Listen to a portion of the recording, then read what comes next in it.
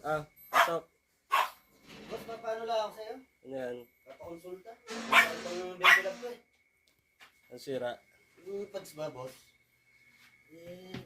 Mukhang hindi lumapat na eh. Papalitan o ano yun? Kung papalitan o didikitan na lang. Okay. Ako naman ako! Aba. Uy! Kala ko naiwan na yan. Boss, pasensya na boss. Pasensya na. Kala ko naiwan na to. Talaga naman. Ayan, yan. Ito lang boss. Kala ko ito ang papalitan. Ako, kala ko naiwan na yan boss. Pasensya na boss. Ayan o.